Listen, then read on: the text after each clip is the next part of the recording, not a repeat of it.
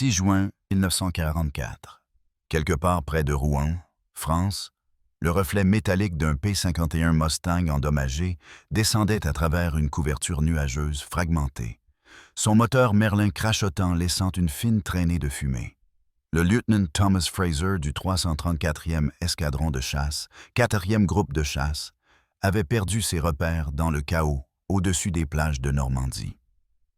Son chasseur, portant le code d'escadron QPG et surnommé Jerry, s'écrasa violemment dans la campagne française. Fraser survécut à l'atterrissage forcé et passerait le reste de la guerre comme prisonnier de guerre. Mais son appareil, numéro de série 43-2425, un modèle P-51B-15NA, était sur le point d'entamer un périple qui ébranlerait profondément les certitudes de certains des pilotes d'essai les plus expérimentés de la Luftwaffe. Le Mustang gisait relativement intact dans ce champ français, bientôt récupéré par des équipements de sauvetage allemandes qui avaient perfectionné l'art systématique de récupérer les avions alliés écrasés à travers l'Europe occupée. En quelques semaines, cette machine particulière serait transportée à Rechlin, la principale installation d'essai de la Luftwaffe, située à environ 100 km au nord-ouest de Berlin, en Mecklembourg, où elle subirait des réparations utilisant des composants récupérés sur d'autres épaves moins réparables dispersées sur le territoire contrôlé par les Allemands.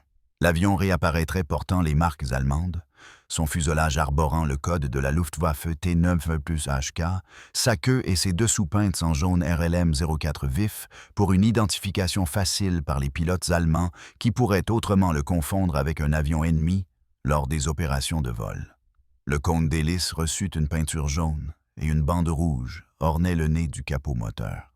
Suivant les procédures d'identification standard de la Luftwaffe pour les avions capturés, ce Mustang était destiné à servir au sein de l'une des unités les plus inhabituelles et spécialisées de la Luftwaffe, le Wanderzirkus Rosarius, où il obligerait les pilotes de chasse allemands à confronter une réalité inconfortable concernant la prouesse d'ingénierie américaine, les capacités industrielles et leur propre situation tactique de plus en plus intenable dans la guerre aérienne en détérioration au-dessus de l'Europe.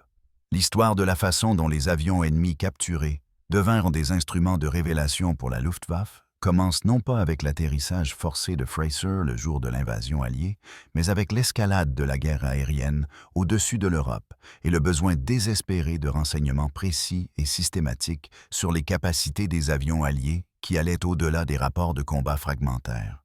À la mi-1943, la Luftwaffe était confrontée à une crise stratégique qui menaçait de submerger les défenses aériennes allemandes malgré l'habileté et le courage considérable des pilotes individuels et le développement continu de conceptions d'avions avancés.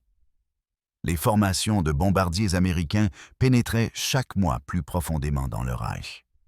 Protégés par des chasseurs dont les véritables capacités restaient partiellement mystérieuses pour les commandants allemands qui devaient prendre des décisions tactiques et stratégiques basées sur des informations incomplètes. Les rapports de renseignement des pilotes de combat fournissaient des récits fragmentaires des performances des avions ennemis. Mais ces rapports entraient souvent en conflit les uns avec les autres et reflétaient le chaos et la confusion du combat aérien, plutôt qu'une analyse systématique contrôlée dans des conditions constantes.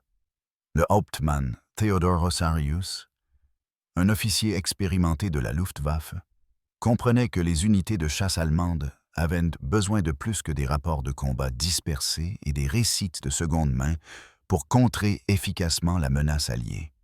Il nécessitait une expérience pratique avec les avions ennemis capturés, des opportunités structurées de piloter ces machines dans des conditions contrôlées et une évaluation systématique pour découvrir leurs forces et leurs vulnérabilités par l'observation directe et les essais. Le concept n'était pas nouveau. Les Alliés comme les Allemands avaient testé des avions capturés tout au long de la guerre. Mais Rosarius allait organiser et systématiser l'approche de manière à maximiser sa valeur tactique. En 1943, suite aux ordres du General der Jagdflieger Adolf Galland, Rosarius forma ce qui deviendrait connu sous le nom de Wanderzirkus Rosarius. Officiellement désigné comme la 2e Staffel de l'Airprobungskommando der Luftwaffe, l'unité d'essais et de recherche du Haut Commandement de la Luftwaffe. Cette unité spécialisée recevait tous les avions alliés capturés réparables que les équipes de sauvetage allemandes récupéraient sur les sites d'écrasement à travers l'Europe occupée, de la France à l'Italie jusqu'au front de l'Est. La mission de l'unité s'étendait bien au-delà des simples essais statiques dans des installations sécurisées derrière les lignes. Rosarius organisa des démonstrations itinérantes où les avions capturés visitaient les bases de chasse opérationnelles de la Luftwaffe à travers l'Allemagne et les territoires occupés, permettant aux pilotes de première ligne d'examiner ces machines de près, de les observer lors de démonstrations aériennes et, dans des cas soigneusement sélectionnés, de simuler des missions de combat contre eux. Le programme abordait un problème fondamental de la formation des pilotes qui était devenu de plus en plus critique à mesure que la guerre progressait et que l'attrition des pilotes augmentait. Les pilotes de chasse allemands s'entraînaient principalement contre leurs propres avions, apprenant des tactiques optimisées pour combattre des adversaires qui volaient et combattaient comme des Allemands, utilisant des avions similaires avec des caractéristiques de performance comparables et employant des doctrines tactiques issues d'une formation et de fondements doctrinaux partagés. Cela créait un angle mort dangereux lors de l'engagement des pilotes alliés, dont les avions possédaient des caractéristiques de performance nettement différentes, notamment en ce qui concerne la portée, la capacité à haute altitude et la vitesse soutenue, et dont la formation mettait l'accent sur des approches tactiques différentes qui exploitaient ces avantages spécifiques. L'opération de récupération des avions alliés était devenue hautement systématisée en 1944, avec des unités de sauvetage allemandes spécialisées opérant dans les territoires occupés sous la direction de Bergungsbataillon, ou bataillon de récupération. Ces équipes travaillaient avec une efficacité remarquable pour sécuriser les sites d'écrasement, évaluer les dommages et transporter les avions réparables vers des installations centralisées d'essais et de réparation avant que les forces alliées en progression ne puissent reprendre les épaves. La structure organisationnelle reflétait la minutie militaire allemande, même si les ressources se raréfiaient. L'ampleur des opérations aériennes alliées au-dessus de l'Europe rendait les captures inévitables par simple probabilité statistique. Avec des milliers de sorties effectuées chaque mois par les forces américaines et britanniques, des pannes mécaniques, des dommages de combat, des erreurs de navigation, l'épuisement du carburant et des incidents liés aux conditions météorologiques entraînaient de nombreux atterrissages forcés sur le territoire, contrôlés par les Allemands. Tous ces avions n'étaient pas détruits à l'impact ou rendus irréparables par les dommages de l'écrasement. Certains pilotes, reconnaissant que leur situation était désespérée, exécutaient des atterrissages forcés, contrôlés, qui laissaient leurs machines largement intactes, parfois même avec des dommages structurels minimes qui pouvaient être réparés avec les ressources et les composants disponibles. Le P-51B-15NA de Fraser tomba dans cette catégorie de captures réparables. L'avion avait subi des dommages lors des intenses balayages de chasseurs soutenant les opérations du jour J, forçant un atterrissage d'urgence sur un territoire qui restait sous contrôle allemand malgré l'invasion. Les équipes de récupération allemandes atteignirent le site en quelques heures, suivant les procédures établies pour l'évaluation des sites d'écrasement. Ils examinèrent le Mustang attentivement, évaluèrent l'étendue des dommages et déterminèrent que malgré les dommages de combat et l'impact de l'écrasement, la cellule restait suffisamment intacte pour être réparée et restaurée à un état de navigabilité. L'avion fut soigneusement chargé sur un transport spécialisé et envoyé à Rechlin, où des techniciens et ingénieurs expérimentés travaillèrent systématiquement à le restaurer en état de vol. Le centre d'essai de Rechlin, anciennement connu sous le nom d'Erprobungsstelle Rechlin et situé près du lac Müritz, servait d'installation principale de la Luftwaffe pour l'évaluation des nouvelles conceptions d'avions allemands et la réalisation d'essais détaillés des types ennemis capturés. L'installation, qui avait été officiellement désignée comme l'installation d'essai centrale de la Luftwaffe le 26 février 1936, comprenait de vastes ateliers équipés d'outils spécialisés, des champs de tir complets pour divers protocoles d'évaluation, et des pistes spécifiquement configurées pour les vols d'évaluation dans des conditions contrôlées. Les techniciens de Rechlen possédaient une compétence considérable en rétro-ingénierie et en réparation d'avions alliés, malgré le manque de manuels techniques originaux, de spécifications d'usine et de pièces de rechange authentiques fabriquées selon les tolérances originales. Le processus de réparation du Mustang de Fraser exigea une ingéniosité et une inventivité considérables, qui témoignèrent à la fois de la compétence technique allemande et des défis croissants liés au travail avec des ressources limitées. Les techniciens cannibalisèrent des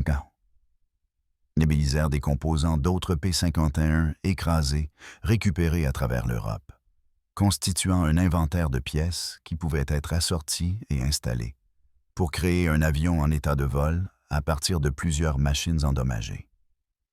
Le moteur Packard V553 Merlin, une version sous licence du Rolls-Royce Merlin 63 avec un compresseur à 2 étages et 2 vitesses qui produisait même 490 chevaux à 13 750 pieds en utilisant une pression de suralimentation de 61 pouces de mercure, subit une inspection détaillée et les réparations nécessaires en utilisant des pièces de rechange obtenues de multiples sources. Ce moteur représentait une réalisation technologique significative, délivrant une puissance nettement supérieure en altitude que les moteurs suralimentés à un seul étage, grâce à son système de suralimentation sophistiqué à 2 étages avec intercooler.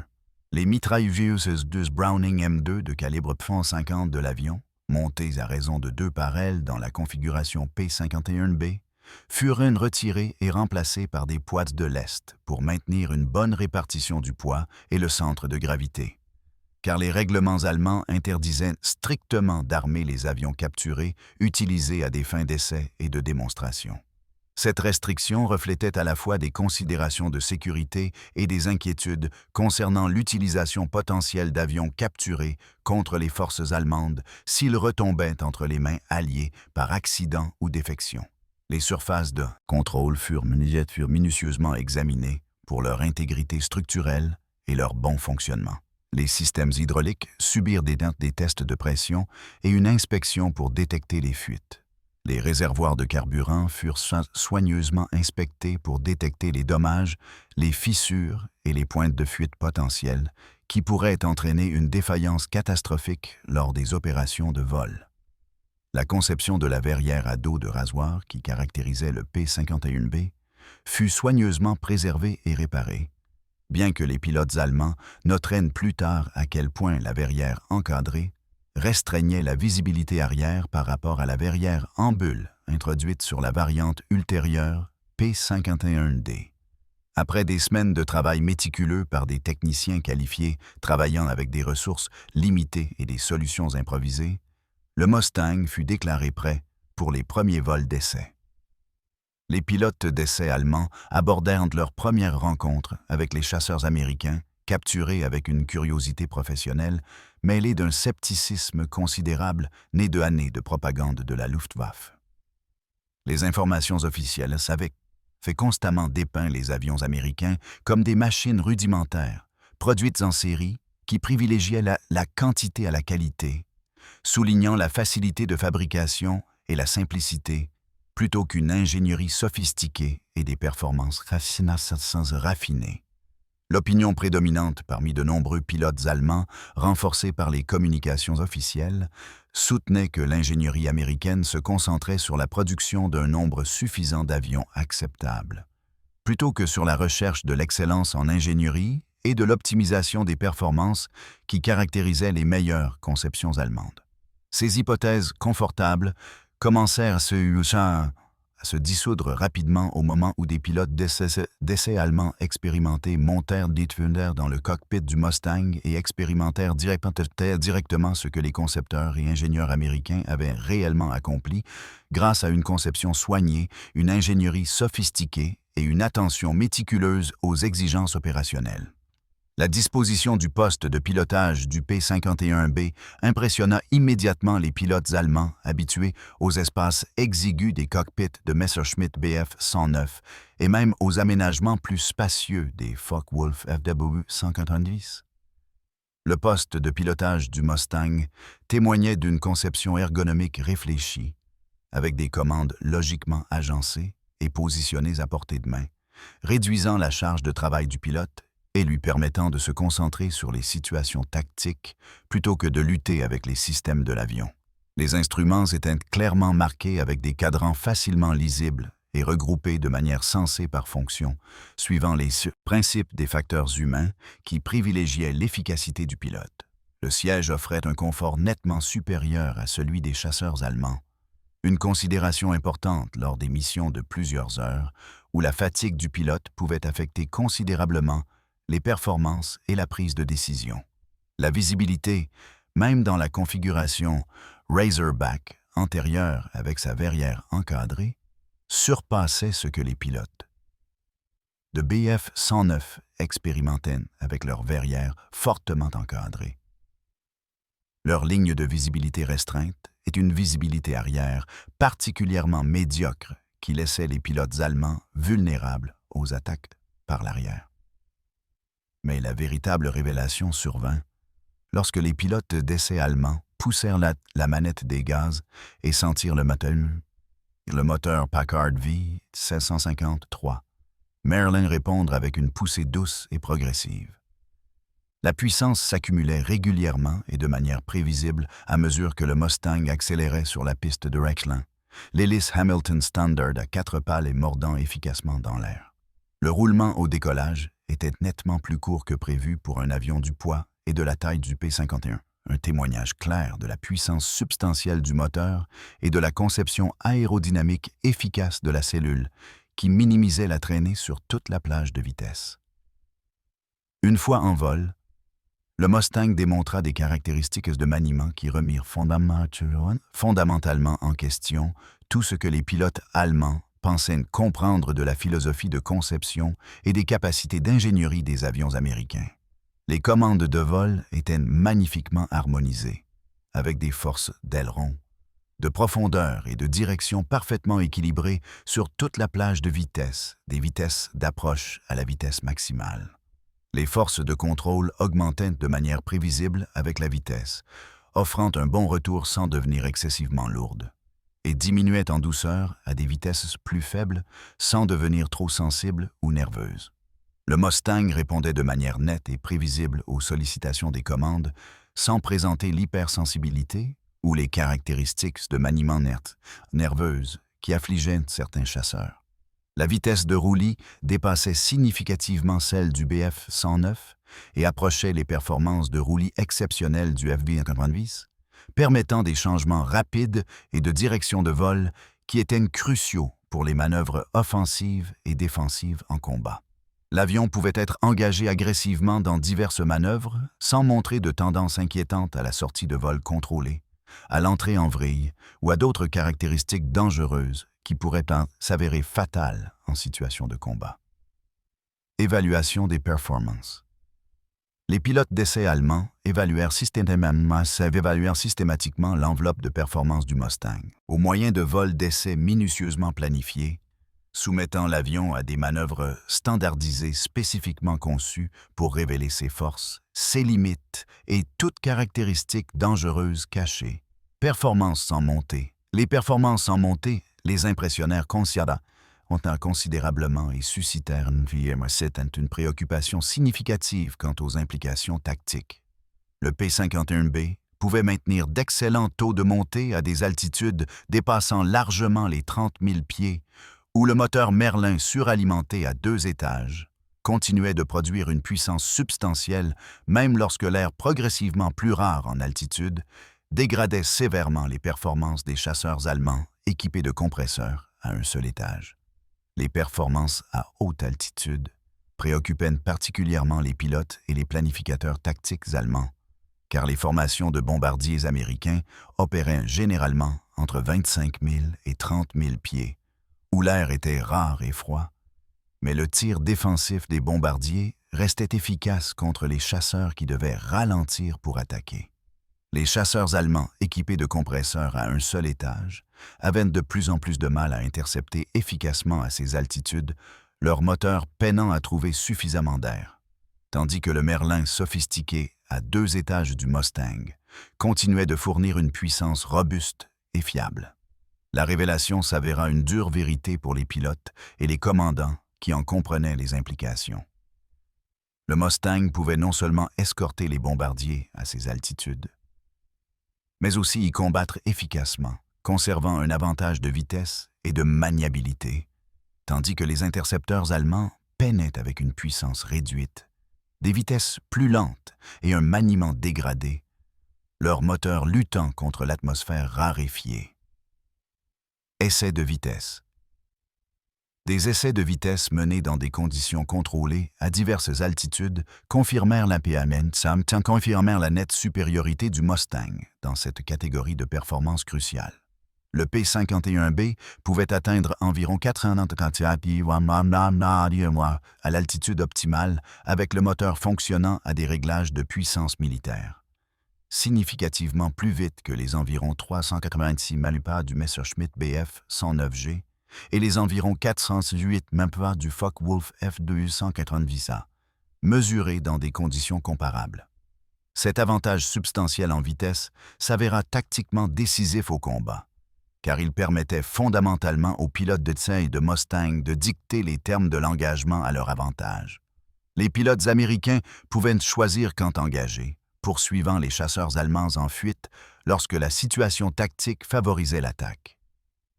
Tout aussi important, ils pouvaient choisir de se désengager des rencontres défavorables, accélérant pour s'éloigner des chasseurs allemands qui n'avaient pas la vitesse suffisante pour poursuivre ou forcer un combat continu. Les pilotes allemands découvrirent qu'ils ne pouvaient pas imposer un combat à un Mustang, dont le pilote reconnaissait une situation défavorable, et choisissait d'éviter l'engagement, ce qui sapait fondamentalement la flexibilité tactique allemande. Conception de l'aile. La conception de l'aile du P-51, basée sur des profils aérodynamiques à écoulement laminaire NACA, conférait au Mustang son apparence distinctive et offrait une efficacité aérodynamique exceptionnelle. Bien que les ingénieurs allemands aient noté que l'obtention d'un véritable écoulement laminaire en conditions opérationnelles restait difficile en raison des tolérances de fabrication, des imperfections de surface, des rivets, de la peinture et de l'usure opérationnelle, l'aile du P-51 générait néanmoins une portance substantielle, avec une traînée minimale par rapport au profil conventionnel, contribuant significativement à l'autonomie remarquable et à l'efficacité énergétique de l'avion. Cette conception d'aile maintenait son efficacité sur une plage de vitesse remarquablement large, allant de la maniabilité à basse vitesse lors des approches d'atterrissage aux performances à haute vitesse lors des manœuvres de combat, offrant des caractéristiques de maniement cohérentes et prévisibles qui réduisaient la charge de travail du pilote et amélioraient l'efficacité au combat. Performances sans piqué. Les performances sans piqué révélèrent un autre domaine où le Mustang démontrait une nette supériorité sur les chasseurs allemands. L'avion pouvait piquer à très grande vitesse sans rencontrer le raidissement sévère des commandes et la réduction de l'efficacité de celles-ci qui affligeait de nombreux chasseurs lorsqu'ils approchaient ou dépassaient leur vitesse maximale de conception. Les pilotes pouvaient sortir de piquets abrupts à grande vitesse sans nécessité d'efforts physiques excessifs, ni lutter contre des commandes bloquées, et la cellule restait stable tout au long de la manœuvre, sans tendance au flottement, aux vibrations ou à la défaillance structurelle.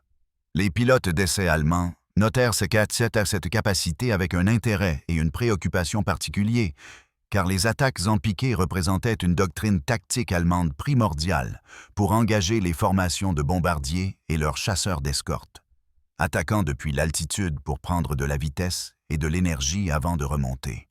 La capacité du Mustang à suivre les chasseurs allemands lors de piquets à grande vitesse et à maintenir une autorité de contrôle totale tout au long de la manœuvre éliminait un avantage tactique allemand clé. Performance en virage. Les performances en virage présentaient un tableau plus complexe et nuancé qui nécessitait une analyse minutieuse. Le Mustang ne pouvait pas égaler le taux de virage soutenu du Bf 109 en vol horizontal à des vitesses modérées, d'autant plus que le Bf 109 bénéficiait de becs de bord d'attaque qui se déployaient automatiquement lors des manœuvres à fort angle d'attaque et retardèrent le décrochage de l'aile lors des virages serrés. Dans les combats tournoyants soutenus à basse vitesse et à moyenne altitude, le Bf-109, plus léger et plus compact, conservait un avantage mesurable en rayon et en taux de virage. Cependant, les pilotes allemands découvrirent, grâce à des essais systématiques et des combats simulés, que la nette supériorité du Mustang en vitesse et en taux de montée permettait aux pilotes expérimentés d'éviter complètement les engagements tournoyants prolongés et de combattre plutôt en utilisant des tactiques énergétiques. Le Mustang excellait à convertir efficacement la vitesse en altitude et l'altitude en vitesse, permettant aux pilotes de maintenir leur état énergétique tout au long des manœuvres de combat. Cette capacité permettait aux pilotes de Mustang d'engager le combat lorsque c'était avantageux et de se désengager lorsque menacés, imposant le combat selon leurs propres termes, plutôt que d'accepter la géométrie de combat préférée de l'ennemi. La solidité structurelle et la construction robuste du Mustang impressionnèrent les ingénieurs allemands qui examinèrent les nœuds de la cellule en détail systématique à Rechlin et à Göttingen, où des évaluations techniques plus approfondies eurent lieu. L'avion était construit de manière substantielle avec des marges de sécurité significatives intégrées dans les composants structurels critiques de toute la cellule. Cette philosophie de construction robuste contrastait nettement avec les approches de conception allemande qui poussaient souvent les limites structurelles à des minimums absolus dans la recherche d'une réduction de poids et d'une performance maximale. Le P-51 pouvait encaisser des dommages de combat importants qui auraient détruit des avions allemands plus légers et néanmoins revenir à la base avec succès, une capacité qui se traduisait directement par des taux de survie des pilotes et une disponibilité des avions pour les missions ultérieures.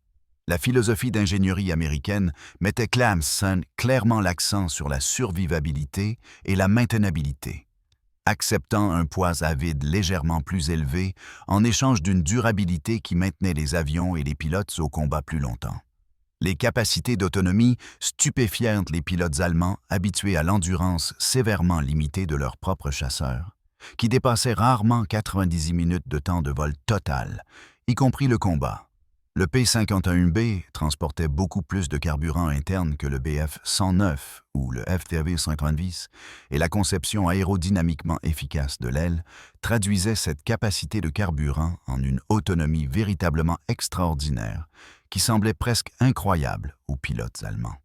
Avec des réservoirs largables externes attachés sous les ailes, le Mustang pouvait effectuer des missions dépassant 8 heures de durée, couvrant des distances opérationnelles qui semblaient presque impossibles aux pilotes allemands, dont le rayon d'action de combat dépassait à peine 200 miles dans des conditions optimales. Cet avantage d'autonomie massif transforma fondamentalement les opérations d'escorte de bombardiers d'une manière qui s'avéra stratégiquement décisive. Au début de la guerre, les chasseurs allemands pouvaient simplement attendre que les escortes alliées à plus courte portée atteignent leurs limites et de carburant et fassent demi-tour vers leur base, puis attaquer les bombardiers non protégés pendant les portions les plus dangereuses de leur mission en profondeur en territoire allemand. Le Mustang élimina complètement cette fenêtre tactique. Les escortes fêtières américaines pouvaient désormais accompagner les bombardiers pendant des missions entières, loin en Allemagne et de retour en Angleterre, empêchant les chasseurs allemands de trouver des cibles véritablement vulnérables. Les implications stratégiques étaient profondes et profondément troublantes pour les commandants de la Luftwaffe qui comprenaient que les chasseurs allemands devaient désormais se frayer un chemin à travers les escortes pour atteindre les bombardiers, augmentant considérablement le risque auquel les pilotes allemands étaient confrontés à chaque sortie d'interception. Les pilotes allemands qui pilotèrent des Mustangs capturés lors de vols d'essais et de combats simulés rapportèrent constamment avoir été profondément impressionnés par les caractéristiques de maniement harmonisé de l'avion et sa facilité d'opération générale.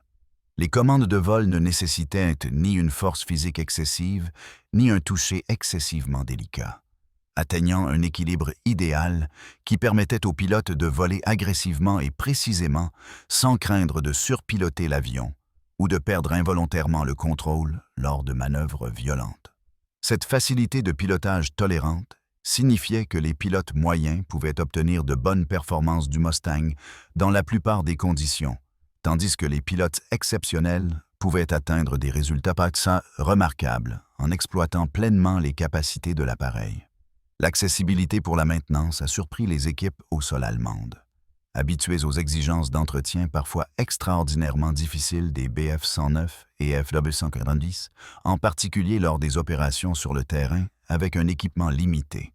Le capot moteur du Mustang s'ouvrait en plusieurs sections, ce qui offrait un excellent accès au moteur Merlin et à ses accessoires, au système de carburant, aux composants hydrauliques et aux systèmes électriques. Des panneaux sur l'ensemble de la cellule pouvaient être rapidement retirés pour atteindre les systèmes internes en vue d'une inspection, d'un réglage ou d'une réparation. La conception générale reflétait clairement l'accent américain sur la rapidité des interventions de maintenance et une disponibilité opérationnelle élevée. Reconnaissant que les avions au sol en attente de réparation ne contribuaient en rien à l'efficacité au combat, quelle que soit leur capacité de performance théorique. Le Wanderzirkus Rosarius a emmené le Mustang capturé et réparé, codé T9+HK, pour une vaste tournée dans les bases de chasseurs opérationnels de la Luftwaffe à travers l'Allemagne fin 1944, visitant de nombreux emplacements où étaient basées les unités de chasse de première ligne. À chaque étape, l'unité établissait des opérations temporaires et organisait des démonstrations complètes, montrant aux pilotes allemands exactement ce que les avions alliés pouvaient faire en vol et leur enseignant des tactiques spécifiques conçues pour contrer les forces alliées tout en identifiant et en exploitant toutes les faiblesses qui pouvaient être trouvées. Les démonstrations commençaient généralement par le roulage d'appareils capturés devant les pilotes et le personnel au sol allemand rassemblés, créant des scènes surréalistes alors que des avions ennemis portant des marquages allemands et une peinture d'identification jaune vif évoluaient parmi les chasseurs allemands. Voir ces avions de près avait un impact psychologique considérable, rendant l'ennemi tangible et réel plutôt qu'abstrait. Venaient ensuite les démonstrations en vol où des pilotes d'essai allemands expérimentés pilotaient les avions capturés à travers des routines acrobatiques et des manœuvres tactiques soigneusement chorégraphiées, démontrant des capacités de performance spécifiques d'une manière bien plus efficace que ne pourraient l'être des rapports écrits ou des briefings verbaux. Pour les démonstrations du Mustang, les pilotes d'essai effectuaient des passages à grande vitesse à basse altitude pour montrer de manière spectaculaire l'avantage de vitesse significatif de l'appareil sur les types allemands. Ils exécutaient des manœuvres d'ascension à des altitudes dépassant les 30 000 pieds pour afficher la performance de montée remarquable et la capacité en haute altitude rendue possible par le moteur suralimenté à 2 étages. Ils démontraient dans l'excellent taux de roulis du P-51 par une série de tonneaux à ailerons vifs qui montraient la rapidité avec laquelle l'appareil pouvait changer de direction. Des simulacres de combat aérien contre des chasseurs allemands illustraient à la fois les forces du Mustang et les circonstances limitées dans lesquelles les chasseurs allemands conservaient des avantages. Une fois la démonstration en vol terminée, les pilotes et le personnel au sol pouvaient approcher l'appareil au sol, l'examiner de près, inspecter la disposition du poste de pilotage et du tableau de bord, et poser des questions détaillées aux pilotes d'essai qui avaient une vaste expérience du pilotage de la machine capturée. Ces sessions éducatives pratiques se sont avérées inestimables pour démystifier les avions ennemis et fournir une compréhension concrète et tangible de ce à quoi les pilotes allemands étaient confrontés lors des opérations de combat réels. Le composant le plus précieux et le plus percutant de ces visites de base impliquait des sessions de combat simulées où des chasseurs alliés capturés engageaient des chasseurs allemands dans des combats simulés, soigneusement contrôlés et observés. Des pilotes allemands expérimentés sélectionnés pilotaient leurs propres avions opérationnels contre les types capturés, expérimentant directement la manière dont les chasseurs alliés se comportaient dans des situations de combat dynamiques et apprenant ce qui fonctionnait et ce qui s'avérait inefficace contre des avions alliés spécifiques. Une telle démonstration a eu lieu sur un aérodrome accueillant le Jagdgeschwader 1 fin 1944, alors que les opérations de bombardiers alliés s'intensifiaient et que les pertes allemandes augmentaient. Le commandant de la base avait fait en sorte que plusieurs de ses pilotes les plus expérimentés mènent des engagements simulés contre le Mustang capturé afin d'acquérir des connaissances pratiques qu'ils pourraient transmettre à leurs camarades d'escadron. Le pilote d'essai allemand aux commandes du P-51 a démontré les tactiques que les pilotes américains employaient typiquement en combat réel, utilisant les avantages évidents du Mustang en matière de vitesse et de performance en montée pour maintenir l'énergie tout au long de l'engagement, tout en évitant les situations où la performance de virage inférieure du Mustang devenait un désavantage significatif. Les pilotes allemands aux commandes de Messerschmitt Bf 109G et de Focke-Wulf Fvu 150 ont tenté d'engager le Mustang en utilisant les tactiques standards de la Luftwaffe qui s'étaient avérées efficaces contre les chasseurs alliés précédents. Ils ont rapidement découvert l'extrême difficulté d'engager avec succès un Mustang dont le pilote comprenait et utilisait correctement les techniques de gestion de l'énergie et les avantages de performance de l'appareil.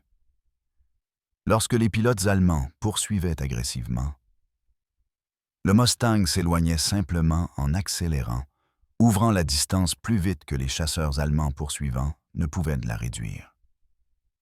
Lorsque les pilotes allemands tentaient de monter pour prendre une position avantageuse au-dessus du Mustang pour une attaque en piqué, le P-51 les surclassait en montée, atteignant d'abord une altitude supérieure et inversant la situation tactique. Lorsque les pilotes allemands tentaient de forcer un combat tournoyant soutenu où la performance de virage supérieure du Bf-109 aurait dû offrir un avantage, le pilote du Mustang refusait l'engagement en s'éloignant grâce à sa vitesse supérieure, puis revenait dans l'engagement avec un avantage énergétique renouvelé lorsque les conditions favorisaient l'attaque. Les sessions de combat simulées se sont avérées dégrisantes pour les pilotes allemands qui avaient cru ou espéré que leurs avions et leurs tactiques établies restaient raisonnablement compétitifs face aux chasseurs alliés malgré la détérioration de la situation stratégique.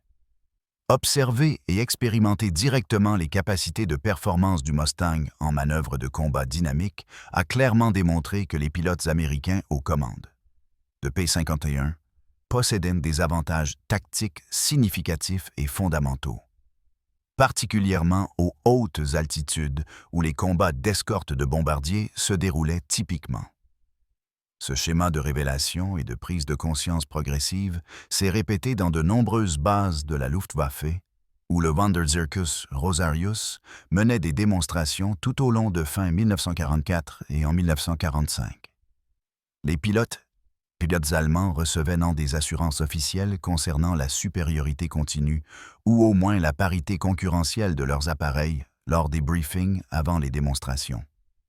Puis on fait de l'expérience de combat réel et de démonstrations en vol qui contredisaient directement ces évaluations optimistes. Les démonstrations des avions capturés ont fourni des preuves concrètes et indéniables que les chasseurs allemands faisaient face à des adversaires redoutables dont les capacités dépassaient significativement ce que la propagande et les communications officielles suggéraient. Walter Dahl, qui commandait des unités de chasse en 1944, a plus tard écrit sur les visites du Wanderzirkus Rosarius à ses bases dans ses mémoires, bien que les historiens notent que ces récits doivent être traités avec prudence en raison de problèmes de fiabilité documentés dans l'ensemble de ses écrits. Il a décrit comment des chasseurs américains capturés arrivaient avec des bombardiers lourds capturés, créant des scènes inhabituelles et quelque peu surréalistes où les avions ennemis se garaient paisiblement à côté des machines allemandes, pendant que les pilotes les examinaient attentivement.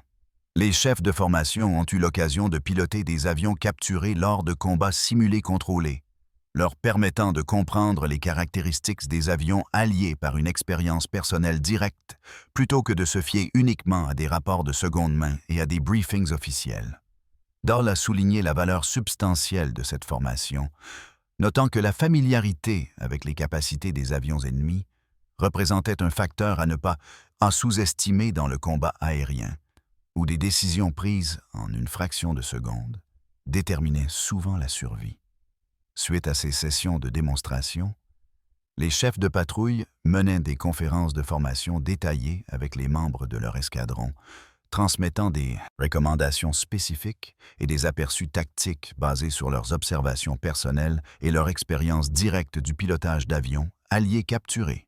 Ce transfert systématique de connaissances a aidé à préparer les pilotes allemands aux rencontres de combat avec une compréhension plus réaliste des forces alliées et des circonstances de plus en plus limitées dans lesquelles les chasseurs allemands conservaient des avantages exploitables. Le programme a obtenu des résultats résolument mitigés fin 1944, alors que la situation stratégique de l'Allemagne se détériorait sur tous les fronts. Bien que les démonstrations aient incontestablement fourni des renseignements tactiques précieux et amélioré la compréhension des pilotes allemands des capacités des avions alliés, cette connaissance ne pouvait pas surmonter les désavantages fondamentaux et croissants auxquels les forces allemandes étaient confrontées. La Luftwaffe souffrait de pénuries de carburant chroniques et croissantes qui limitaient sévèrement les heures d'entraînement en vol pour les nouveaux pilotes, entraînant l'envoi au combat de pilotes insuffisamment préparés avec une expérience minimale. Les pilotes expérimentés qui comprenaient, grâce à une expérience de combat durement acquise, comment combattre efficacement des avions comme le P-51 étaient de plus en plus rares. Perdus par une attrition implacable durant les brutaux combats aériens de 1944, qui virent les pertes de pilotes de chasse allemands atteindre des niveaux insoutenables. La production d'avions, tout en restant étonnamment élevée, malgré les bombardements stratégiques alliés intenses de l'industrie allemande, ne pouvait pas remplacer les pertes assez rapidement pour maintenir la force des effectifs. Plus grave encore, les révélations issues de la formation sur les avions capturés servaient souvent principalement à démoraliser, plutôt qu'à inspirer, les pilotes réalisant l'ampleur totale de leurs désavantages. Les pilotes allemands reconnaissaient avec une clarté croissante qu'ils pilotaient des avions inférieurs, ou à tout le moins des avions inférieurs dans les catégories de performance les plus critiques pour les missions qui leur étaient assignées. L'avantage de vitesse du P-51, son autonomie extraordinaire et ses performances supérieures à haute altitude ne pouvaient être égalés par aucun des chasseurs allemands en service opérationnel. Les renseignements techniques recueillis sur les Mustangs capturés allaient peut-être bien au-delà de simples essais en vol et de l'évaluation en combat. Les ingénieurs allemands de Rechlin et de Göttingen ont systématiquement désassemblé les composants du P-51 pour comprendre les techniques de fabrication américaines, les sélections de matériaux et les approches de conception détaillées. Ils ont examiné la structure des ailes et les profils aérodynamiques avec un détail méticuleux, étudiant les méthodes de construction et essayant de comprendre précisément comment les concepteurs américains avaient atteint une performance aérodynamique si efficace. Ils ont analysé le moteur Packard C-153 Merlin avec grand intérêt, notant son système de suralimentation sophistiqué à 2 étages avec échangeurs qui permettaient de telles performances impressionnantes à haute altitude. Le système de carburant a fait l'objet d'une attention particulière. Les ingénieurs tentant de comprendre comment les concepteurs américains avaient atteint une autonomie si remarquable. Les systèmes hydrauliques ont été évalués pour leur fiabilité et leur relative facilité de maintenance par rapport aux systèmes allemands. Les ingénieurs allemands ont noté à plusieurs reprises la qualité constamment élevée des matériaux utilisés dans tout l'avion. L'accès américain à des matériaux stratégiques comme les alliages d'aluminium de haute qualité, les aciers spécialisés et les composés de caoutchouc fiables a permis aux concepteurs de créer des structures qui combinaient efficacement résistance et poids acceptables tout en maintenant l'efficacité de la production. L'Allemagne était confrontée à des pénuries de matériaux de plus en plus graves en 1944. Obligeant à utiliser des matériaux de substitution qui se sont souvent avérés inférieurs en termes de résistance, de durabilité ou de caractéristiques de fabrication. L'examen des Mustangs capturés a révélé des techniques de fabrication sophistiquées qui permettaient une véritable production de masse sans compromettre significativement les normes de qualité. Les usines américaines produisaient des P-51 en utilisant des méthodes de chaîne d'assemblage très développées, qui maintenait des tolérances remarquablement strictes et une qualité constante sur des milliers d'appareils individuels. La production allemande était devenue de plus en plus dépendante d'une fabrication dispersée dans des installations plus petites éparpillées à travers le pays pour éviter les bombardements consensuellement concentrés, utilisant parfois une main-d'œuvre forcée insuffisamment formée, ce qui entraînait une qualité incohérente, une efficacité de production réduite et des problèmes de maintenance croissants avec les avions opérationnels. Le Mustang capturé désigné T-9+ HK servit au sein du Wanderzirkus Rosarius jusqu'au 10 décembre 1944, date à laquelle l'appareil et son pilote, l'Oberleutnant Leuchance, furent perdus. Les archives historiques ne précisent pas avec certitude si l'appareil s'est écrasé lors d'un vol de démonstration, a été détruit au sol lors d'un raid aérien allié contre l'aérodrome où il était stationné, ou a été victime d'autres circonstances de guerre. À ce stade de sa seconde vie opérationnelle, l'appareil avait beaucoup voyagé à travers l'Allemagne, visitant de nombreuses bases de la Luftwaffe et offrant une éducation pratique directe à des centaines de pilotes allemands qui ont acquis une connaissance directe inestimable des capacités des avions américains. D'autres Mustangs capturés ont rempli des rôles similaires d'évaluation et de démonstration pour la Luftwaffe. Les archives allemandes et les recherches d'après-guerre indiquent qu'au moins 2 P-51 ont effectivement opéré avec le Wanderzirkus Rosarius à diverses reprises en 1944 et début 1945, portant les codes de la Luftwaffe T-9+CK et T-9+HK. Les sources historiques listent parfois à tort les T-9+FK et T-9+PK comme des P-51 supplémentaires opérés par l'unité. Mais une recherche minutieuse révèle que le T-9+FK était en fait un P-47D Thunderbolt capturé, pas un Mustang, tandis que le T-9+PK était un chasseur soviétique, l'Avochkin La-100FN, capturé. Le code de désignation T9 n'était pas officiellement attribué à une formation opérationnelle de la Luftwaffe existante dans les archives organisationnelles allemandes, ce qui suggère fortement qu'il représentait un code ad hoc utilisé spécifiquement pour les opérations des avions capturés du Wanderzirkus Rosarius, plutôt que de suivre la structure organisationnelle standard de la Luftwaffe. La documentation indique qu'un P-51B capturé a été utilisé sur l'aérodrome de Neuruppin, situé à environ 60 km au nord-ouest de Berlin, pour former les pilotes de chasse hongrois aux tactiques efficaces d'utilisation de leur Focke-Wulf FBUI 110 contre les Mustangs américains. Ce transfert de connaissances tactiques aux alliés allemands reflétait la reconnaissance que le Mustang représentait une menace importante et croissante, nécessitant des contre-tactiques spécialisées qui devaient y être largement diffusées. La formation insistait sur l'identification et l'exploitation des domaines limités où les chasseurs allemands et hongrois conservaient des avantages, tels que la performance en virage, soutenue à des vitesses et altitudes inférieures, tout en évitant scrupuleusement les situations qui mettaient directement en évidence les forces écrasantes du Mustang en vitesse, taux de montée et performance à haute altitude. Les implications plus larges des pilotes allemands, expérimentant directement et comprenant parfaitement les chasseurs américains supérieurs, s'étendaient bien au-delà des considérations tactiques immédiates. Le Mustang représentait une preuve tangible et indéniable que les capacités industrielles et d'ingénierie américaines égalaient ou dépassaient les réalisations allemandes dans des domaines critiques, contredisant des années de propagande sur l'infériorité industrielle et technique américaine. Cette prise de conscience inconfortable remettait en question les hypothèses fondamentales concernant les capacités nationales relatives et contribua de manière significative à la baisse du moral parmi les pilotes allemands qui comprenaient de plus en plus qu'ils combattaient avec un désavantage grave et croissant qu'aucune quantité d'habileté, de courage ou de ruse tactique ne pouvait pleinement surmonter. Les capacités d'autonomie du Mustang préoccupaient particulièrement les commandants allemands car ils reconnaissaient clairement les implications stratégiques décisives.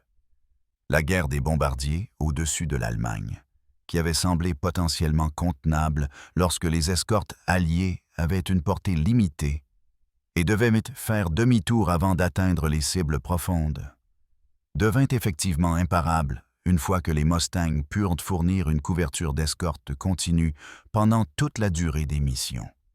Les chasseurs allemands ne pouvaient plus attendre que les escortes atteignent leurs limites de carburant et fassent un demi-tour avant d'attaquer les bombardiers. Chaque mission de bombardement bénéficiait désormais d'une escorte de chasseurs du début à la fin, augmentant considérablement les risques encourus par les pilotes allemands lors des tentatives d'interception et les forçant à se frayer un chemin à travers des écrans de chasseurs alliés supérieurs pour atteindre les formations de bombardiers. Les chiffres de production racontaient une histoire dévastatrice sur la capacité industrielle relative. Fin 1944, les usines américaines produisaient environ 500 P-51 par mois, et ce chiffre allait encore augmenter, atteignant 881 avions par mois en janvier 1945 au pic de production. Cette production dépassait plus du double du taux de production combiné de tous les types de chasseurs monomoteurs allemands, y compris les Bf-109, les FW-190 et les types plus récents. De plus, ces Mustangs étaient équipés de moteurs fiables construits selon des normes de qualité constantes, d'instruments sophistiqués et précis, et d'équipements radio qui fonctionnaient réellement de manière constante et fiable, contrairement aux équipements souvent peu fiables et mal fabriqués des chasseurs allemands de fin de guerre. Les pilotes américains volaient sur des avions qui avaient été correctement entretenus par des équipes au sol bien formées, avec des fournitures suffisantes de pièces de rechange authentiques, des outils appropriés et des manuels techniques. Tandis que les forces allemandes étaient confrontées à des défis de maintenance de plus en plus graves créés par les pénuries de pièces, les matériaux de substitution, le personnel sous-formé ou la main-d'œuvre forcée et les installations de maintenance dispersées. La qualité et l'exhaustivité de la formation des pilotes américains devinrent également de plus en plus apparentes à travers les rencontres de combat analysées par les pilotes allemands survivants. Les pilotes américains arrivaient généralement aux unités opérationnelles avec 200 à 400 heures de temps de vol total en formation, incluant une instruction poussée en tactiques de combat avancées, en vol aux instruments dans diverses conditions météorologiques et en procédure de sonde, pas procédure de formation. La formation des pilotes allemands avait été considérablement et dangereusement raccourcie fin 1944 en raison de graves pénuries de carburant et de la perte d'installations d'entraînement et d'instructeurs expérimentés. Les nouveaux pilotes arrivaient parfois dans les unités de première ligne avec à peine 100 heures de vol total, un entraînement au combat minimal et souvent aucune formation aux instruments, les laissant dangereusement mal préparés à la réalité des opérations de combat. Ces pilotes insuffisamment formés affrontaient des pilotes américains vétérans, pilotant des avions objectivement supérieurs. Une combinaison qui produisait des résultats sinistrement prévisibles, reflétés dans les statistiques de pertes allemandes. Ces taux de pertes allemands parmi les pilotes de chasse augmentèrent de manière spectaculaire et insoutenable en 1944 et début 1945. Les pilotes expérimentés qui comprenaient, grâce à une expérience de combat durement acquise, comment maximiser les forces restantes de leur avion tout en minimisant l'exposition aux avantages ennemis, étaient tués ou gravement blessés plus rapidement que les pilotes de remplacement ne pouvaient être formés, même dans le cadre des programmes de formation réduits et inadéquats.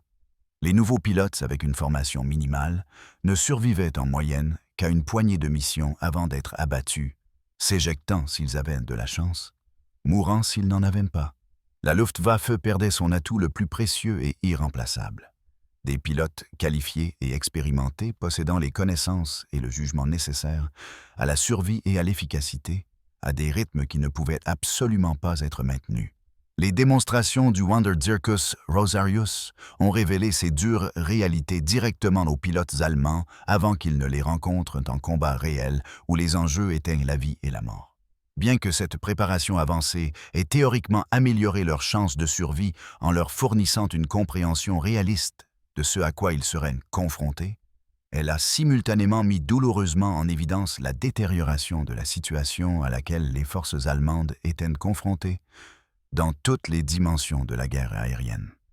Les pilotes qui ont piloté le Mustang capturé ou observé les vols de démonstration ont compris avec une clarté inconfortable qu'ils affronteraient des adversaires. Dotés d'avantages de performance significatifs et fondamentaux dans les domaines spécifiques qui importaient le plus. La vitesse, l'autonomie, la capacité à haute altitude et les effectifs globaux. Cette connaissance, tout en ayant une certaine valeur tactique, a considérablement contribué à la forte pression psychologique que les pilotes allemands ont subie fin 1944 et début 1945, alors que la réalité stratégique devenait impossible à ignorer.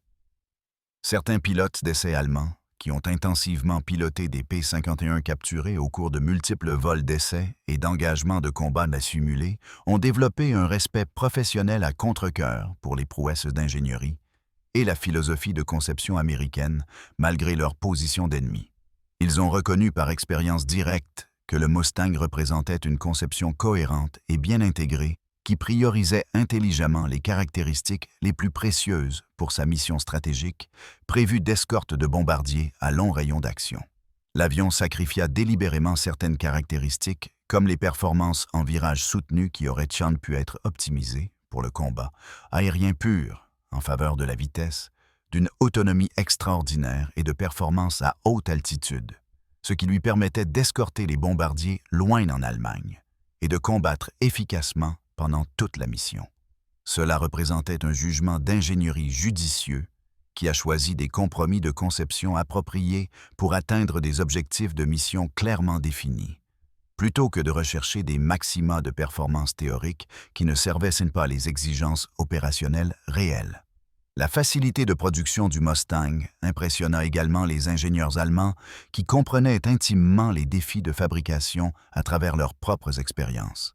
La conception de l'avion facilita une véritable production de masse grâce à une construction modulaire permettant une fabrication parallèle, des composants standardisés, réduisant la complexité et les exigences de formation, et des caractéristiques de conception qui simplifiaient délibérément les opérations d'assemblage. Les usines américaines pouvaient produire des Mustangs en grand nombre, tout en maintenant une qualité constamment élevée, car la conception fondamentale elle-même intégrait les exigences de production dès le départ, plutôt que de considérer la fabrication comme une réflexion après coup. Les conceptions d'avions allemands priorisaient souvent la performance absolue sur la fabricabilité, ce qui donnait des avions difficiles et longs à produire même dans des conditions optimales, et encore moins dans les circonstances détériorées de l'Allemagne de fin de guerre. Le moteur Packard V CM150-3 Merlin, qui équipait le P-51B de Fraser et d'autres Mustangs de première production, représentait un autre domaine critique où les capacités américaines dépassaient les réalisations allemandes. La société Packard a fabriqué avec succès des moteurs Rolls-Royce Merlin sous licence aux États-Unis, produisant plusieurs milliers de moteurs d'une qualité remarquablement constante malgré la complexité de la conception. Le compresseur sophistiqué à 2 étages, avec intercooler, permettait d'excellentes performances soutenues à haute altitude que les moteurs en ligne allemands ne pouvaient égaler. Alors que le moteur s'est avéré fiable et relativement facile à entretenir dans des conditions de campagne, les moteurs en ligne allemands, comme le Daimler-Benz DB605, souffrirent d'un nombre de problèmes de qualité croissants en 1944, car de graves pénuries de matériaux forcèrent l'utilisation de matériaux de substitution et la dispersion de la production pour éviter les bombardements réduisit considérablement l'efficacité du contrôle qualité. L'impact psychologique sur les pilotes allemands, qui comprenaient parfaitement, par expérience directe, le fossé de performance auquel ils étaient confrontés, ne peut être surestimé ni écarté comme de simples problèmes de morale. Ces hommes étaient entrés en guerre confiants dans leur formation supérieure, les capacités de leurs avions et l'efficacité de leur doctrine tactique. Fin 1944, l'expérience de combat étendue et l'exposition directe aux avions alliés capturés, via des programmes comme le Wanderzirkus Rosarius, avaient systématiquement érodé cette confiance. Ils reconnaissaient avec une clarté douloureuse qu'ils combattaient des adversaires possédant des avantages décisifs en performance d'avion, une supériorité numérique écrasante, un meilleur soutien logistique, une formation plus approfondie et une intelligence supérieure. Voler en mission de combat dans ces conditions exigeait un courage extraordinaire qui frôlait le fatalisme et l'acceptation d'une mort probable ou d'une blessure grave. Les récits d'anciens pilotes de la Luftwaffe et les entretiens d'après-guerre de cette période décrivent fréquemment le sentiment d'impuissance en voyant les formations de chasseurs américains apparaître à l'horizon et en sachant intellectuellement que ces escortes ne pouvaient être évitées par aucune manœuvre tactique et ne pouvaient être semées par aucun chasseur allemand en service opérationnel. Les pilotes allemands comprenaient qu'engager des Mustangs à haute altitude signifiait combattre avec un désavantage marqué dans chaque catégorie de performance significative. Refuser l'engagement signifiait permettre aux bombardiers américains de frapper des cibles sans opposition, accélérant ainsi l'effondrement militaire et industriel de l'Allemagne. Aucune des deux options n'offrait de résultats acceptables d'un point de vue militaire professionnel. Pourtant, tels étaient les choix difficiles auxquels les pilotes de chasse allemands s'étaient confrontés quotidiennement au cours de la dernière année de la guerre. Alors que leur situation stratégique se détériorait au-delà de toute possibilité d'inversion, le Wanderzirkus Rosarius continua d'opérer jusqu'au début de 1945, effectuant des démonstrations avec divers avions capturés tant que le carburant aviation restait disponible en quantité suffisante et que les aérodromes opérationnels pouvaient être maintenus face aux avancées terrestres alliées venant de l'Est et de l'Ouest. À mesure que les forces alliées s'enfonçaient progressivement plus profondément en Allemagne depuis plusieurs directions, la capacité de l'unité à se déplacer en toute sécurité vers des bases opérationnelles pour mener des démonstrations diminua régulièrement. Finalement, le programme dut cesser ses activités, car l'effondrement général de l'organisation militaire allemande rattrapa même les unités spécialisées comme les groupes d'essai et d'évaluation qui avaient auparavant reçu la priorité pour les ressources rares. Le sort ultime de divers P-51 capturés et exploités par les forces allemandes reste incertain ou inconnu dans plusieurs cas en raison de dossiers incomplets et du chaos de l'effondrement final de l'Allemagne. Certains avions capturés furent certainement détruits au sol lors des raids aériens alliés contre les aérodromes allemands qui s'intensifièrent considérablement en 1945. D'autres ont pu être délibérément détruits par les forces allemandes en retraite pour empêcher leur recapture par les armées alliées en progression rapide. Quelques-uns ont éventuellement survécu jusqu'à la fin de la guerre et furent ensuite récupérés par les forces alliées avançant en Allemagne, bien que les registres détaillés de ces récupérations spécifiques restent limités ou perdus. Les connaissances acquises grâce aux essais systématiques des Mustangs capturés fournirent aux pilotes allemands de précieuses informations tactiques sur les capacités des avions, les paramètres d'engagement optimaux et les faiblesses exploitables. Mais cette connaissance ne put finalement pas surmonter les désavantages fondamentaux et accablants auxquels la Luftwaffe était confrontée dès 1944. Comprendre intellectuellement que le Mustang pouvait distancer, dépasser en altitude et surclasser considérablement les chasseurs allemands en termes de portée n'offrait qu'un bénéfice pratique limité lorsque les pilotes allemands devaient néanmoins engager ces avions supérieurs pour défendre le territoire allemand sous des ordres directs. Le programme d'essai et de démonstration représentait une tentative sophistiquée et systématique de contrer les avantages alliés par l'innovation tactique et l'amélioration des connaissances des pilotes. Mais les tactiques et les connaissances à elles seules ne pouvaient compenser les performances inférieures des avions, le grave désavantage numérique, la formation inadéquate due aux pénuries de carburant et les pénuries chroniques de pièces de rechange et de personnel de maintenance expérimenté. Le P-51B-15NA du lieutenant Thomas Fraser, numéro de série 43 de Dunkerque-25, connut une vie extraordinaire après son atterrissage forcé le jour J. D'un chasseur écrasé gisant dans un champ français, il devint un instrument de révélation pour les pilotes allemands, démontrant concrètement les capacités d'ingénierie américaine et forçant la reconnaissance d'une supériorité aérienne alliée qu'aucune propagande ne pouvait surmonter. L'avion remplit cet important rôle éducatif jusqu'à sa perte en décembre 1944. Ayant beaucoup voyagé à travers l'Allemagne et ayant fourni une expérience pratique et une évaluation réaliste et édifiante à des centaines de membres du personnel de la Luftwaffe. L'histoire des Mustangs capturés en service allemand illustre l'approche sophistiquée et professionnelle adoptée par la Luftwaffe pour comprendre les capacités ennemies malgré la détérioration de la position stratégique de l'Allemagne. Plutôt que de s'appuyer uniquement sur des rapports de combat fragmentaires et des évaluations de renseignements d'une fiabilité incertaine, les forces allemandes investirent des ressources importantes et rares dans la récupération, la réparation et le vol systématique d'avions alliés capturés dans des conditions contrôlées. Cette approche systématique de la collecte de renseignements tactiques représentait les meilleures pratiques pour les organisations militaires cherchant à comprendre précisément les capacités de l'adversaire, et elle se poursuivit même lorsque la situation stratégique de l'Allemagne devint de plus en plus désespérée. Le programme Wanderzirkus Rosarius démontra que même une collecte de renseignements sophistiquée, une compétence professionnelle et une analyse systématique ne pouvaient surmonter des désavantages matériels et stratégiques fondamentaux de l'ampleur de ceux auxquels l'Allemagne était confrontée. Les pilotes allemands qui volèrent des Mustangs capturés acquirent des connaissances techniques précieuses sur les caractéristiques des avions et les tactiques optimales, mais cette connaissance chèrement acquise ne fit que confirmer ce que beaucoup suspectaient ou comprenaient déjà. Les avions alliés possédaient des avantages de performance significatifs et décisifs que l'industrie et l'ingénierie allemandes ne pouvaient égaler au cours des dernières années de la guerre, compte tenu des contraintes de ressources et des circonstances stratégiques.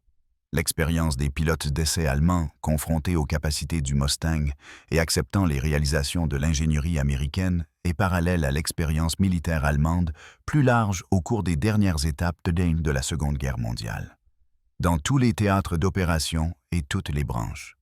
La confiance initiale dans la supériorité technologique et l'innovation tactique allemande céda progressivement la place à la reconnaissance que les forces alliées possédaient des avantages décisifs dans de multiples domaines critiques.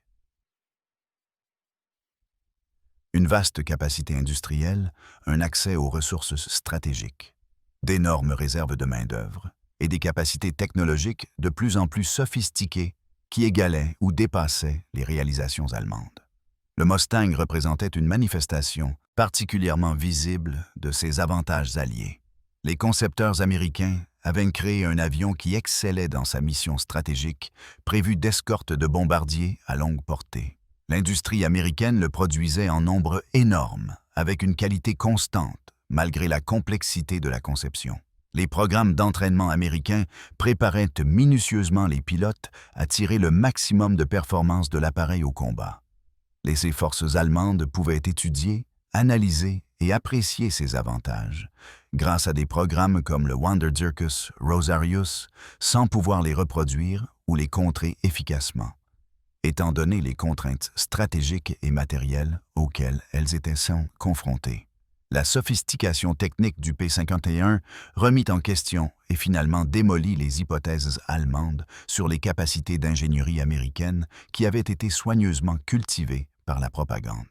Les informations officielles avaient dépeint les Américains comme capables de produire des équipements simples et robustes en grande quantité, mais fondamentalement incapables de concevoir des designs sophistiqués exigeant l'excellence en ingénierie.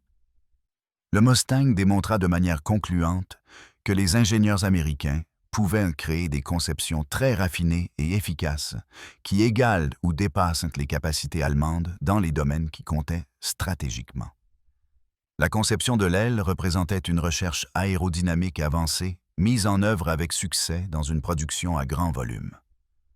Le moteur Packard V1653 Merlin démontra la capacité américaine à fabriquer des moteurs complexes et performants en grande quantité avec une qualité constante.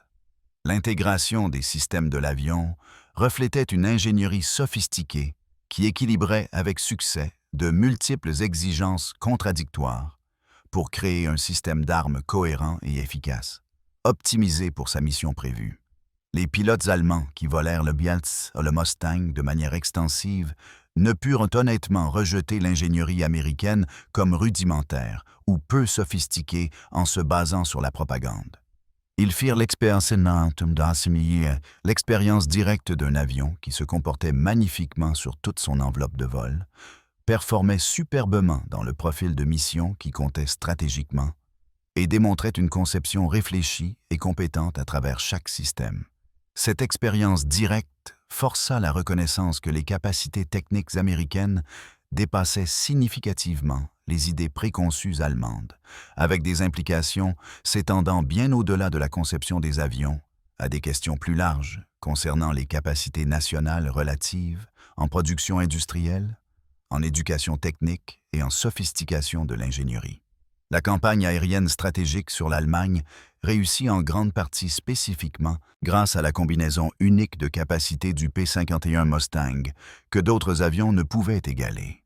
L'escorte de bombardiers à longue portée profondément en Allemagne est restée opérationnellement irréalisable jusqu'à ce que le Mustang arrive en quantité substantielle au début de 1944 et commence à effectuer des missions opérationnelles. Les précédents chasseurs d'escorte alliés comme le Republic P-47 Thunderbolt et le Lockheed P-38 Lightning, malgré leur capacité considérable dans d'autres domaines, possédaient une autonomie insuffisante pour accompagner les bombardiers lourds tout au long de missions complètes vers des cibles profondément à l'intérieur de l'Allemagne et revenir aux bases en Angleterre. Cette limitation critique permettait aux chasseurs allemands d'attendre simplement que les escortes atteignent leurs limites de carburant et fassent demi-tour vers leur base avant d'attaquer les formations de bombardiers pendant les portions les plus dangereuses de leur mission. Le résultat fut des pertes de bombardiers insoutenables qui forcèrent la suspension des raids de pénétration profonde. Le Mustang transforma fondamentalement les opérations d'escorte de bombardiers en fournissant une couverture de chasse continue et efficace tout au long des missions entières, quelle que soit la distance de la cible. Les chasseurs allemands ne pouvaient plus trouver de longues périodes pendant lesquelles les bombardiers volaient sans escorte protectrice.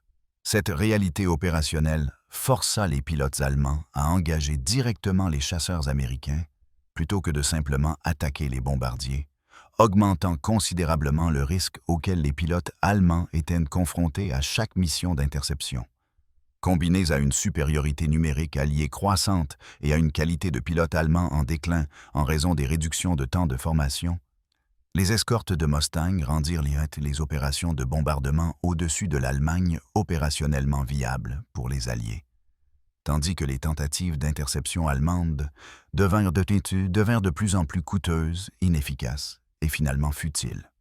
La Luftwaffe mena une évaluation technique approfondie des P-51 capturés dans plusieurs installations avec des essais de performance particulièrement détaillés, effectués à Göttingen, où les ingénieurs allemands créèrent des rapports techniques des complets, documentant les capacités du Mustang avec un détail systématique.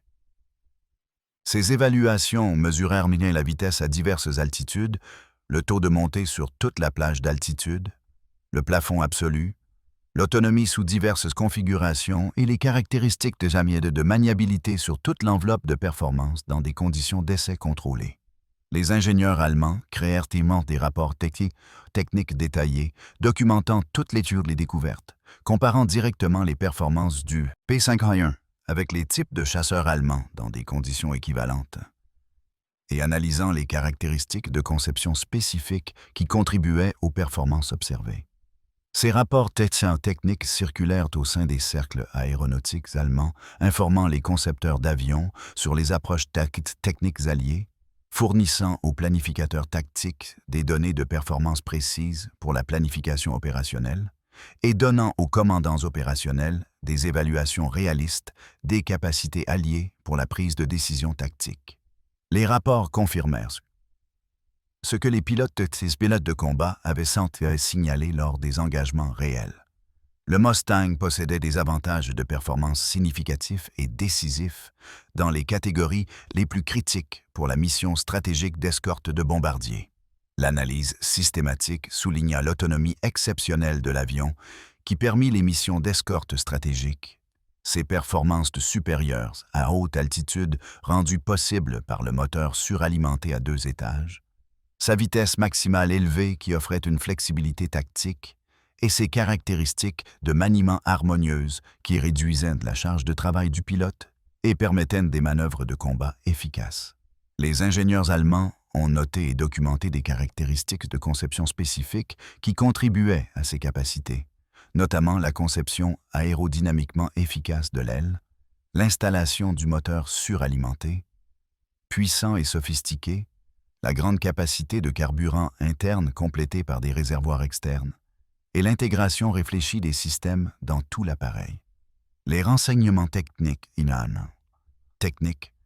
recueillis ont étayé la conclusion que les conceptions existantes de chasseurs allemands nécessitaient des améliorations substantielles pour rester compétitives face aux types alliés actuels, et encore moins face au développement futur qui intégrerait certainement les leçons tirées des opérations en cours.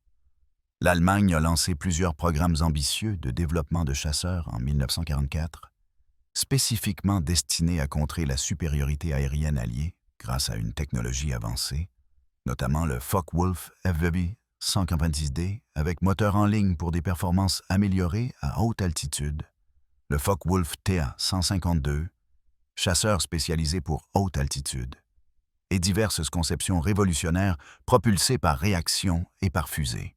Ces programmes reflétaient une reconnaissance claire parmi les concepteurs et les chefs militaires allemands que les chasseurs allemands existants comme le Bf-109G et le FVE-190A ne pouvaient pas contrer efficacement les avions alliés avancés comme le P-51 Mustang, compte tenu des lacunes de performance dans des domaines critiques.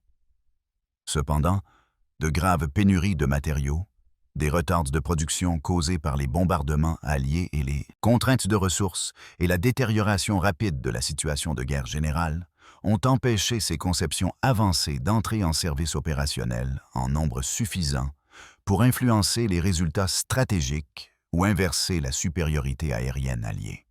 Le Messerschmitt Me-262 à réaction représentait la tentative la plus réussie de l'Allemagne de dépasser les performances des chasseurs alliés à moteur à piston grâce à la technologie révolutionnaire des turboréacteurs. Le Me-262 possédait des avantages substantiels en matière de vitesse et de puissance de feu qui le rendaient extrêmement mortel contre les bombardiers alliés lorsqu'il était piloté par des pilotes expérimentés qui savaient comment exploiter ses capacités. Cependant, ce type d'appareil souffrait de problèmes chroniques de fiabilité des moteurs, qui limitaient sa disponibilité opérationnelle, exigeait de longues pistes en béton vulnérable aux attaques alliées, consommait de vastes quantités de carburant d'aviation de plus en plus rares, et arriva trop tard en nombre bien trop faible pour modifier les résultats stratégiques ou menacer sérieusement la suprématie aérienne alliée. Même les impressionnants avantages technologiques du Me-262 se sont avérés stratégiquement insuffisants pour surmonter la supériorité numérique écrasante des Alliés et l'effondrement de l'infrastructure, de l'approvisionnement en carburant et des programmes de formation des pilotes de la Luftwaffe. La dernière année de la Seconde Guerre mondiale en Europe fut témoin de la dissolution systématique de la Luftwaffe en tant que force de combat efficace capable d'une résistance significative. Des pertes de pilotes catastrophiques, de graves et croissantes pénuries de carburant, des difficultés de production causées par les bombardements alliés et une supériorité numérique alliée écrasante se sont combinés pour rendre la défense aérienne allemande de plus en plus inefficace, indépendamment de l'habileté ou du courage individuel des pilotes. Le programme d'essai d'avions capturés a continué de fonctionner aussi longtemps que pratiquement possible, tentant de fournir des renseignements tactiques qui pourraient améliorer la survie des pilotes allemands, même lorsque les résultats stratégiques devenaient inévitables et que la défaite finale approchait. Les pilotes allemands qui avaient fait voler intensivement sur des Mustangs capturés, y compris les capacités des avions alliés, ont affronté la fin de la guerre avec des émotions complexes et mitigées. Les pilotes professionnels appréciaient les prouesses d'ingénierie représentées par des avions comme le P-51, tout en regrettant leur service du côté des perdants de la guerre, la plus destructrice de l'histoire. Beaucoup ne se faisaient aucune illusion sur le fait que la défaite de l'Allemagne était autre chose que totale et inconditionnelle, ayant été témoins directs des avantages matériels écrasants que les forces alliées possédaient dans toutes les dimensions de la puissance militaire.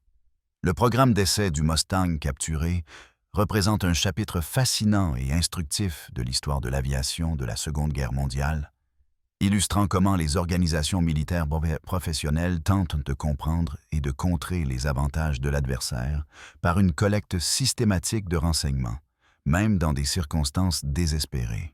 Le programme a fourni des connaissances tactiquement précieuses aux pilotes allemands grâce à l'expérience directe avec les avions capturés. Mais cette connaissance n'a finalement pas pu surmonter les déséquilibres fondamentaux en matière de capacité industrielle, de disponibilité des ressources, de capacité technologique et de personnel qualifié qui ont caractérisé la guerre aérienne en 1944 et 1945.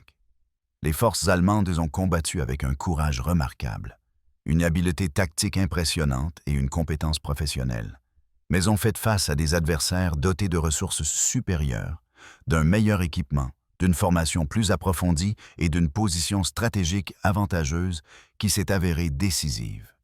L'admission par les pilotes d'essai allemands qu'ils n'avaient jamais rencontré de caractéristiques de maniabilité comme celles démontrées par le Mustang représentait une reconnaissance professionnelle des prouesses d'ingénierie américaine et une reconnaissance réaliste des lacunes de performance significatives auxquelles les pilotes allemands étaient confrontés lors des opérations de combat. Cette reconnaissance, forcée par l'expérience directe plutôt que par la propagande ou des rapports de renseignement de seconde main, a illustré comment la confrontation avec des réalités inconfortables exige parfois une expérience personnelle directe qui ne peut être écartée ou expliquée par des vœux pieux ou des suppositions idéologiques.